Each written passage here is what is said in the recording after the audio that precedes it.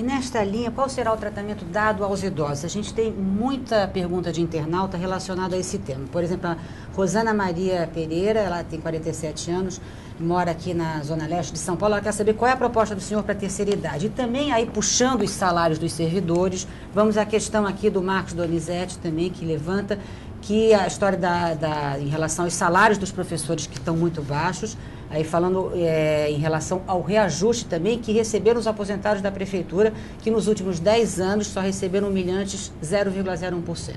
Então aí a gente junta todo o relacionamento da Prefeitura com a terceira idade, também com os salários dos servidores e dos servidores aposentados. Olha, eu não quero de maneira nenhuma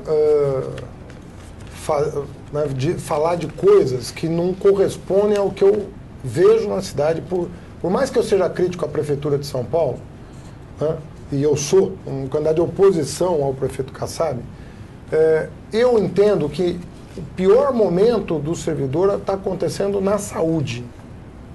Na saúde.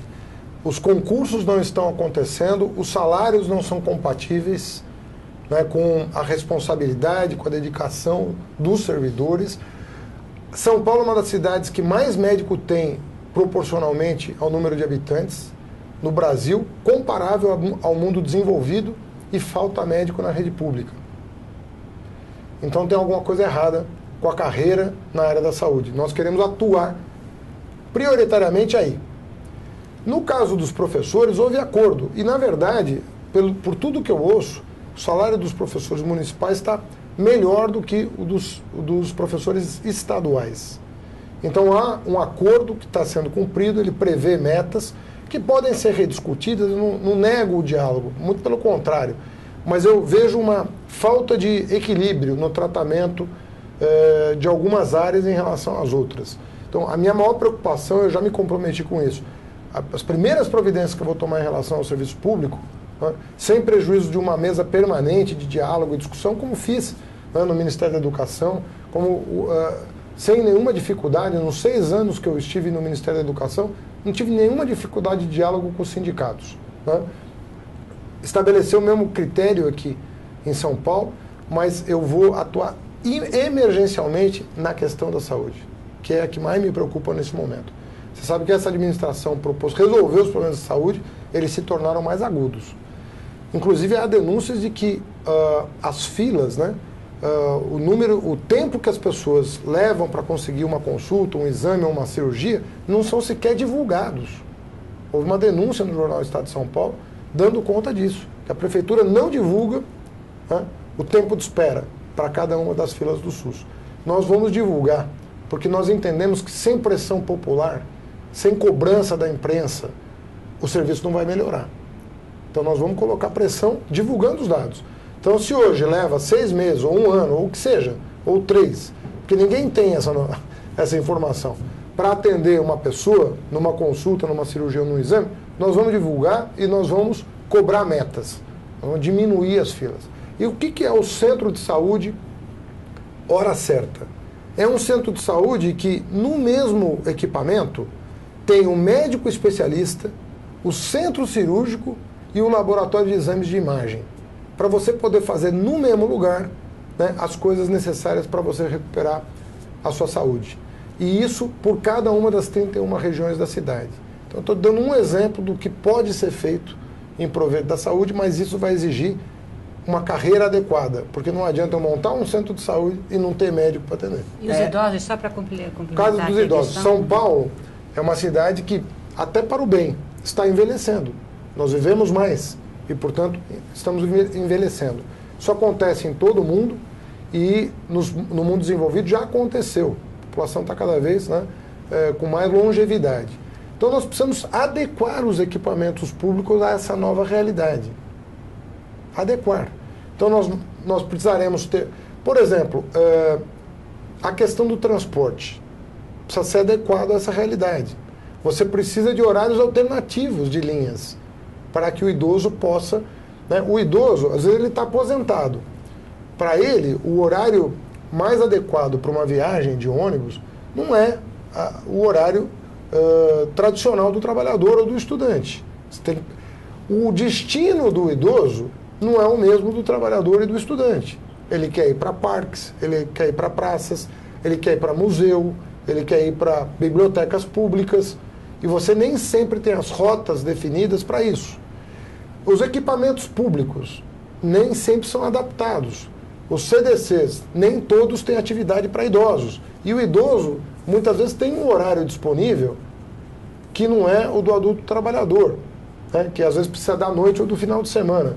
Então, monitores, cuidadores, novos profissionais voltados para a terceira idade para oferecer alternativas de usufruto da cidade. Isso vai ter que ser repensado na cidade de São Paulo. Voltando à questão da saúde, o senhor estava falando sobre a valorização do funcionalismo, especialmente dos médicos, enfermeiros, etc.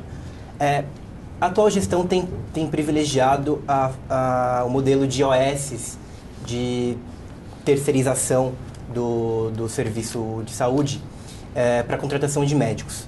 Gostaria de saber se o senhor planeja manter esse modelo ou se vai voltar a fazer concursos e focar no funcionalismo tradicional. Olha, em que pese as anotações do Tribunal de Contas em relação à fiscalização que tem que ser submetida a essas OSs, e algumas fazem um trabalho de excelente qualidade. E eu manterei os termos de parceria em vigor com fiscalização. Eu não vou fingir que não está acontecendo um problema se um termo de parceria não está sendo bem executado. Então, eu vou seguir estritamente as recomendações do Tribunal de Contas. Não vou abrir mão de transparência no gasto público, sobretudo numa área tão crítica como a área da saúde. Agora, os novos equipamentos, eu pretendo, sobretudo os hospitais que foram prometidos não foram entregues, eu pretendo submetê-los ao regime de administração pública, né? Até para ter termos de comparação com o que está acontecendo no setor público e no setor conveniado, né, com as OSs. Nós temos que criar um regime que nós possamos comparar, né, efetivamente as formas alternativas de gestão. O senhor acaba de responder a Marilane Ferreira da Silva, que mandou um e-mail para a gente, exatamente criticando a questão toda da saúde na cidade de São Paulo e reclamando um pouquinho de repassar os serviços para essas OS. E agora vamos puxar um pouquinho para o momento atual, porque vários internautas que estão aqui no nosso chat ao vivo, como o Alexandre Bernardes, falando assim, pergunta do mensalão, pergunta também das denúncias do Pagou, ex-diretor do DINIT, que fez referências ao teria pedido alguma arrecadação a empresas na CPI do Cachoeira. Qual das duas você quer? Não, pode começar pelo mensalão, o julgamento do mensalão que está aí. Olha, eu acredito que o presidente Lula foi muito firme na maneira de conduzir esse problema. Por quê? Ele reconduziu o procurador-geral da República que havia feito a denúncia. Ele não precisava ter feito isso. Ele reconduziu aquele que denunciou, né? Ele nomeou o primeiro da lista, o atual procurador, que era sabidamente alguém que compartilhava com seu antecessor a mesma visão sobre o problema. Ele sempre respeitou a autonomia das instituições, Polícia Federal, Supremo Tribunal e assim por diante. Então nós estamos pela primeira vez chegando ao término de um processo de investigação com julgamento, tendo dado aos réus direito amplo de defesa. Então, o que for julgado vai ser julgado. No caso do mensalão do PSDB, mensalão tucano, apesar dele ter sido anterior, muito anterior, aconteceu 6 anos antes, ele não foi julgado ainda. E eu fico preocupado dos crimes prescreverem. Então eu penso que com o mesmo vigor que a sociedade exigiu o julgamento, né, desse processo, dessa ação penal, eu acho que nós deveríamos exigir também, né, o julgamento de todos os demais casos que envolvem suspeita de corrupção. Então o mensalão do PSDB de Minas, que é 4 ou 6 anos, né, anterior, ele precisa ser julgado. Nós não podemos deixar os crimes serem prescritos. Isso está para acontecer, além do DEM, do Distrito Federal. Também precisamos averiguar o que aconteceu ali. Infelizmente, há escândalos dos anos 90 que aparentemente não há interesse em reavivar. Eu penso que nós deveríamos também fazer uma investigação. Não caberia voltar um pouco atrás para verificar o que aconteceu de fato na época da mudança da emenda constitucional que permitiu a reeleição das denúncias sobre como foram feitas as privatizações. Já que nós estamos no momento de comissão da verdade, né, nós estamos buscando a verdade do que aconteceu na época da ditadura militar, tudo que puder ser feito para esclarecer esses fatos vai ser bom para a democracia. E quem não deve, está tranquilo em relação a isso e deve incentivar. Eu acredito que a política é uma atividade que pode voltar a ser considerada uma atividade nobre no nosso país. Porque se você for parar para pensar, a política, quando ela é feita com ética, ela é uma atividade que pode trazer muito benefício para a sociedade. E traz. Ela efetivamente traz benefícios sociais, quando ela é bem conduzida.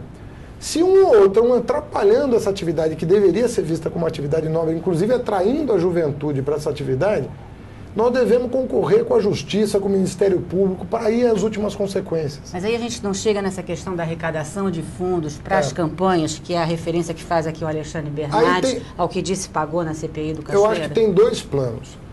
A legislação atual, ela pode ou não ser cumprida, que é a legislação que admite o financiamento privado. Então, se tem uma lei que admite o financiamento privado, você pode angariar recursos dentro dessa lei. Eu, pessoalmente, entendo que o melhor modelo não é esse. Essa é a regra do jogo hoje. Não há financiamento público.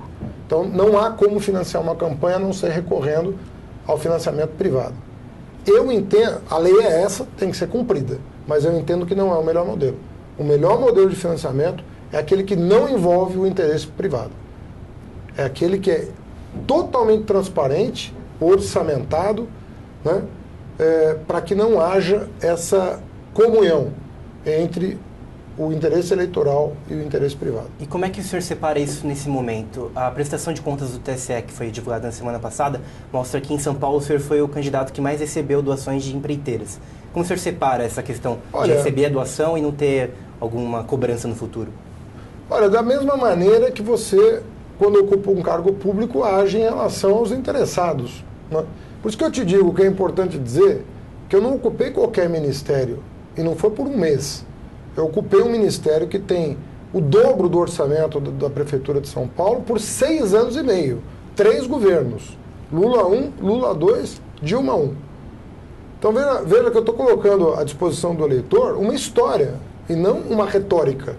Eu não estou dizendo, eu estou dizendo, olha, eu ocupei esse cargo por 6 anos e meio. Se você somar o orçamento que eu geri nesses 6 anos, multiplica 70, 80 bilhões por 6 anos, você vai ver os recursos que passaram sob a minha responsabilidade. Então, você tem que se conduzir bem. E é possível separar as coisas. Agora, eu sou a favor de uma revisão da legislação. Eu entendo que o Brasil daria um salto de qualidade na política se separasse mais essas coisas, admitindo o financiamento público.